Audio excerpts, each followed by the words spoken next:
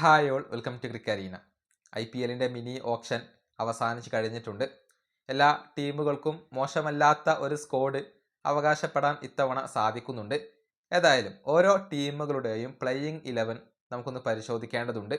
ഒരു possible playing 11 മാത്രമാണ്, ഇതിൽ മാറ്റങ്ങൾ സംഭവിച്ചേക്കാം. ഏതായാലും ആദ്യം RCBയുടെ 11ലേക്ക് വരാം.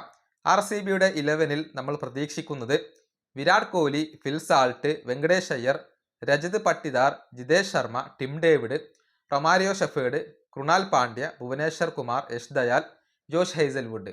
ഇങ്ങനെയൊരു 11നെയാണ് നമ്മളിപ്പോൾ പ്രതീക്ഷിക്കുന്നത്. കിരീടം നിലനിർത്തുക എന്ന ലക്ഷ്യമാണ് RCBക്ക് ഇത്തവണയുള്ളത്. ഇനി മുംബൈ ഇന്ത്യൻസിന്റെ കാര്യത്തിലേക്ക് വരുമ്പോൾ Rohit Sharma, Quinton de Kock, Suryakumar Yadav, Will Jacks, Tilak Varma, Hardik Pandya, Naman Dhir, അതുപോലെ തന്നെ ദീപക് ചഹർ, ജസ്പ്രീത് ബുംറ, ബോൾട്ട്, അല്ലാ ഗസൻഫർ. ഈ താരങ്ങളെയാണ് നമ്മൾ പ്ലേയിങ് 11ൽ ഇപ്പോൾ പ്രതീക്ഷിക്കുന്നത്.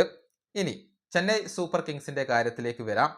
സഞ്ജു സാംസൺ, ആയുഷ് മാത്രെ, രുദ്രാജ് ഗൈക്വാദ്, ഡിവാൾഡ് ബ്രവിസ്, ശിവം ദൂബെ, പ്രശാന്ത് വീർ, ധോണി, ജാമി ഓവർട്ടൺ, നൂർ അഹമ്മദ്, ഖലീൽ അഹമ്മദ്, നദാൻ എല്ലിസ്. ഇങ്ങനെയാണ് നമ്മളിപ്പോൾ CSKയുടെ ഒരു പ്ലേയിങ് 11 പ്രതീക്ഷിക്കുന്നത്.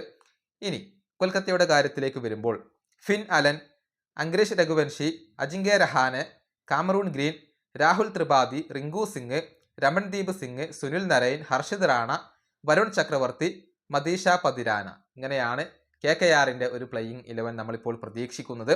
ഇനി പഞ്ചാബ് കിങ്സിന്റെ കാര്യത്തിലേക്ക് വരുമ്പോൾ Priyansh Arya, Prabhsimran Singh, Shreyas Iyer, Nehal Wadhera, Shashank Singh, Marcus Stoinis, Jansen, Cooper Connolly, Arshdeep Singh, Chahal, അതുപോലെ തന്നെ ഫെർഗൂസൻ. ഇവരെയാണ് നമ്മളിപ്പോൾ PBKSന്റെ ഒരു 11ൽ പ്രതീക്ഷിക്കുന്നത്.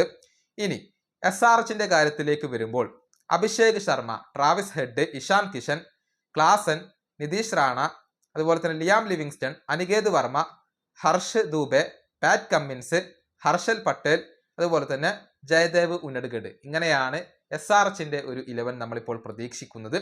ഇനി ഡൽഹി ക്യാപിറ്റൽസിന്റെ 11ലേക്ക് വരുമ്പോൾ KL Rahul, Ben Duckett, Abhishek Porel, Karun, അതുപോലെ തന്നെ അക്ഷർ പട്ടേൽ, സ്റ്റെബ്സ്, അശുതോഷ്, വിപ്രാജ് സിംഗ്, സ്റ്റാർക്ക്, മുകേഷ്, നടരാജൻ. ഇങ്ങനെയാണ് ഡൽഹിയുടെ ഒരു 11 നമ്മളിപ്പോൾ പ്രതീക്ഷിക്കുന്നത്. ഇനി രാജസ്ഥാൻ റോയൽസിന്റെ കാര്യം പരിശോധിക്കാം.